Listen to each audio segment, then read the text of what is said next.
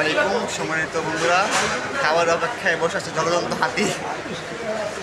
আমার সাথে যিনি বসে আছেন উনি হচ্ছে আমাদের শামীম ভাই।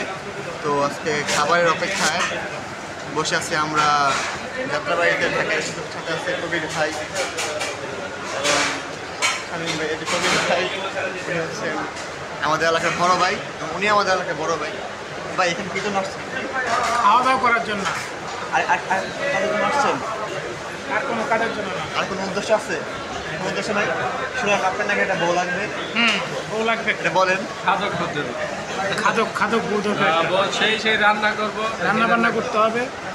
আপনার কেমন বলা বলছি বলতেন আমাদেরকে। ধার্মিক বউ লাগবে। আর রান্না বান্না শিখতে হবে, সব কিছু শিখে রাখতে হবে। ও আচ্ছা। তো সম্মানিত ভিউয়ার্স, শামীম ভাই ওনার জন্য একটা আপনারা দিনদার নেককার ভালো সুন্দর একটা মেয়ে দেখবেন যেন উনি বিয়ে করতে পারে। ঠিকানা হচ্ছে কুতুবখালী, যাত্রাবাড়ি, ঢাকা।